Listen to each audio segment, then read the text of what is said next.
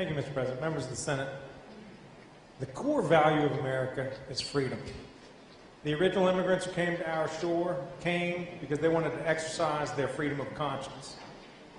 The sons and daughters of liberty who declared their independence from the crown, they did so because of a simple proposition that to secure our inalienable rights, governments are instituted among men, deriving their just powers from the consent of the governed.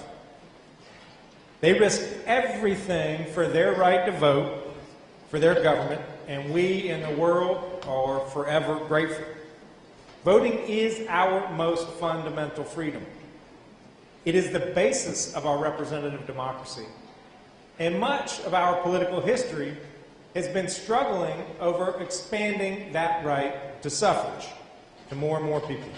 The post-Civil War 14th and 15th Amendments, they guaranteed the right to vote to all men above the age of 21, including African Americans, a right that they had for about a quarter of a century. Women achieved their hard-earned right to vote with the passage of the 19th Amendment in 1920. In the 1960s, with both the 24th Amendment, eliminating the poll tax, and the Voting Rights Act, the right to vote that existed on paper for African Americans became real.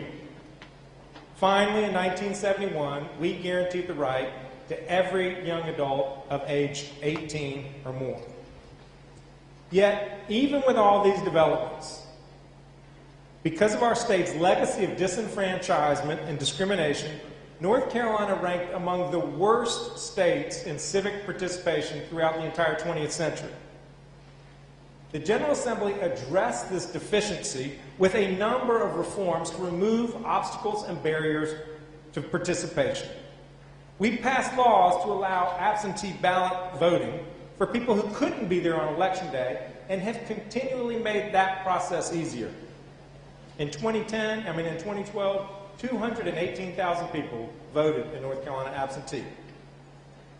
Early voting was enacted in 1997, providing more people more convenient times to cast their vote because some people were working on Tuesday. Last election, 2.5 million North Carolinians voted early. North Carolina enacted same-day registration because they knew that some people weren't registered and may not have it on the top of mind to register in advance before Election Day. In 2012, 100,000 people in North Carolina voted registering the same day. We, as a legislature, passed pre-registration for 16 and 17-year-olds so that they could pre-register. When they turned 18, they automatically got their card. Last year, 50,000 kids have pre-registered so that they can participate in the democratic process. These reforms have benefited the people of North Carolina, and here's a fact. In 1988, only 45% of voting-age adults cast a ballot for president. North Carolina ranked 48th in the nation in civic participation. Just 24 years later, in 2012, 65% of the voting-age people in North Carolina voted for president, and now we're ranked 11th in the nation in terms of people's participation in choosing their government. Do I have to tell y'all that that is a good thing? When people vote, they take greater ownership of their government. They become invested in their society. The more people who vote, the greater legitimacy of that government, because everybody has voted and no one can complain that the government is not truly representative of the people. To impinge on people's right to vote, to limit their liberty, is to undermine government, and it is wrong. Yet this bill does precisely that in a host of ways. It started out as a 6-section bill. On Monday night, we got it overnight. It had grown into a 60-page election bill monstrosity. Senator Nesbitt talked about the bill yesterday, and he actually said something where I disagree. He said he couldn't find a single provision that actually made it easier for people to vote. I went through the bill, counted about 20 provisions that affect people's right to vote in measures large and small. I actually came up with one. Y'all make it easier for people to vote absentee. And that's a good thing. I support it. But every other provision in this bill has the effect of reducing people's participation in choosing their government. The bill eliminates pre-registration of young people. As I said, 50,000 people a year are doing this. The idea is they have civics class in high school, they get excited about government, and they pre-register. We want kids to take civics, but when 50,000 of them want to exercise and put into practice their civic obligations, we're saying to them, you can't do that anymore. I asked Senator Rucho, why are we doing that to our young people? His answer was that he and his son were confused by a letter they had received. I am sorry, but that is a sorry reason to keep young people from registering to vote. We gave you a chance to fix this yesterday, and you voted on party lines to eliminate pre-registration, denying young people an easy opportunity in civics class to become civic participants. The bill ends same-day registration. In the last election, 100,000 people did this. That is fantastic. You know why we instituted registration before the election? It was done by Democrats in the late 1900s to minimize the participation of African Americans in the election. By eliminating same-day registration, y'all are going back to that sorry old history that we should not embrace. It also hurts young people, because young people are the ones who are, as a cohort, coming into the election process. So they go to a college town, and they can't pre-register. They're worrying about settling into their dorm rooms, not going to the County Board of Elections. We should help young people participate. The bill shortens early voting by a week. 900,000 people vote in that first week. 2.5 million vote early. We discussed this yesterday, and I think the amendment we passed and perfected today mitigates the damage, but it is still a bad idea, because we had an amendment by Senator McKissick that would have ensured that on the presidential general election, let's keep it 17 days. But y'all voted that down, thereby creating problems, potential problems for election lines. Those problems are going to be dramatically expanded because y'all are taking away from the citizens of North Carolina their option to vote straight ticket. It is an option. Nobody has to vote straight ticket if they don't want. And yet the majority of the people of North Carolina, including more than 1 million Republicans, said that's an option I want to exercise. 2.5 million people vote straight ticket. If you estimate that it takes about 10 minutes more to complete the entire ballot rather than straight ticket, by the 2.5 million people who vote straight ticket, divided by the 60 minutes in an hour, that's 460,000 hours more collectively that will be spent in the polling booths as a result of this elimination of straight ticket option. You all are substituting your judgment for that of the people, and that is a convenience you should not deny the people of North Carolina. I asked Senator Rucho, what analysis have you all done to analyze the impact on election administration by the combination of eliminating straight ticket and shortening election period, early vote? None. None. We will see what happens. And when there are long lines that have the effect of deterring participation in the election, y'all own that. According to the State Board of Elections, which cross-checked its database with DMVs, there are more than 300,000 registered voters who do not have a driver's license. 138,000 of them voted in the last election. Because of this bill, tens of thousands of North Carolinians who have participated in our election likely will not. Your extreme version of voter ID means that people who have a driver's license but have forgotten the driver's license when they go to vote have to do one of two things. Either they have to go home and come back, which if they do, a number of people won't make it back, or they have to vote that day, and then after the election, then go to the courthouse to cast that ballot. That happened in Indiana, and an analysis that I saw of certain precincts, 1 out of 32, 1 out of 36 of people who cast those provisional ballots ever made it back to the courthouse. Why, if somebody goes through the trouble of casting a vote, do we want to make it harder and create another barrier for them to actually get their vote to be counted?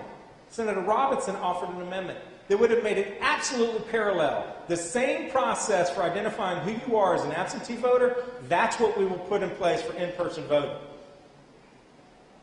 The number of instances of absentee fraud, it's something like a factor of 17 more for absentee fraud than in-person fraud, when the number of people who vote absentee is a minuscule percentage of those who vote in person.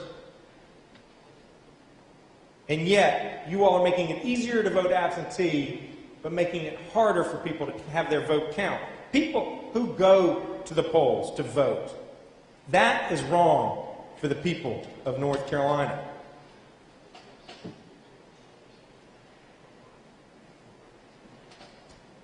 Your restrictions will disproportionately affect certain people. It will disproportionately affect seniors. You make it more difficult to cite satellite sites for disabled and the elderly. Seniors are less likely to have driver's licenses. The length of time that you're going to require everybody to vote will make it longer to vote and longer to wait in line, will have a disproportionate effect on seniors and disabled. Young people, we're eliminating same-day registration. You all are eliminating pre-registration. Young people are less likely to have a driver's license. And you, unlike Georgia, which we spent a lot of time talking about yesterday, will not permit them to use their state-issued college ID. They have an ID, but it's not good enough. No, we have to make you go to the DMV and get another document. We're trying to create a step, and then a step, and then a step, knowing, you know, that at every step, people will fall out of the process. That's not democracy. That is not freedom. It will disproportionately affect minorities. Minorities take advantage of early vote, and in particular the first week of early vote, more than the general population. They take advantage of same-day registration, like college students do, more than the general population. They disproportionately don't have driver's licenses. And the biggest instance where they do things disproportionately, as Senator Bryant talked about yesterday, was straight party voting. You wrap all these election changes into one. In fact, it was in today's Washington Post. The Department of Justice is readying their complaint to file against North Carolina when this gets enacted because of its impact on the participation of minorities in North Carolina in the electoral process, and that is wrong. The only good news about this bill is that when Congress revisits Section 4, which the Supreme Court ordered them to do when they struck down the covered jurisdictions in Section 4, is you're giving them a poster child for what state, and not just 40 counties in North Carolina, the whole state of North Carolina will be subject to Section 5 in the future. Why are you making it harder for seniors, young people, and minorities to vote? Might it be because these folks disproportionately vote Democratic? Might it be that? Yesterday, Senator Tillman informed us how more people voted in Georgia in 2010 than they did in 26 after the voter ID law went into effect in Georgia. What he didn't tell us was that in 2006, there was no Senate race, and it was an incumbent governor running for re-election. In 2010, there was an open governor seat and a U.S. Senate seat. No one is saying that the changes you all are making are going to overwhelm or underwhelm what happens in the main. But in the margins, it will affect the outcome of elections. Senator Tillman, what purpose do you rise? See if Senator Stein would answer the question. I will be happy to when I'm finished with my remarks. Continue, Senator Stein. Thank you, Mr. President. I know y'all like governing by anecdote, but I prefer a broader view. In states with voter ID, there has been a resulting decline in the registered population of about 2%. In states with voter ID, Republicans have done better by about up to 1.2% than if they didn't have voter ID. And Senator Graham gave us some quotes yesterday from some Republican officials in other states who were a little more frank in the way they spoke about election law changes than perhaps they should have been. They said it was going to deliver the state of Pennsylvania to Romney. It, of course, did not. I expect many of you, my colleagues, are sitting there thinking, well, frankly, that might be true. But hey, the Democrats, they just made civic participation easier because it helped them in elections. My predecessors made these reforms because it is the right thing to do for the people of North Carolina to make it easier for them to participate in the political process. They did so even when it was to their electoral disadvantage. The one area where Republicans vote more than Democrats is absentee voting. You represent about 31% of the registered voters, but you are half, 50% of all absentee ballots cast. Democrats have repeatedly, over the last 20 years, made it easier and less onerous to cast an absentee ballot. Not because it was going to help you, but because it was going to help the people who have a right to participate in this political process, a right that you are impinging. This last couple weeks, it has become clear as day that we have different agendas, different views for what's right for the state of North Carolina. Your budget cut education in order to finance tax breaks for the wealthiest 1% and corporations. You are pushing legislation that will restrict a woman's right to choose. What purpose do you rise? Question of the chair. State your question. What bill is Senator Stein talking about? Senator Stein, I'm going to ask you to stay on this bill, not on others, please. Thank you. Continue. I'm debating House Bill 589, which is about participating in the political process. If you all had self-confidence that your agenda was the right agenda for the state of North Carolina, then let's open the doors to the polling place to as many people as we can, and the people will ratify it. But if what you're doing is limiting who can vote in elections, what you're telling me is that you don't have self-confidence. What you are doing is shameful, un-American, and shows clearly to every person in the state of North Carolina whose side you're on, and it's not theirs. I urge you to vote against this legislation.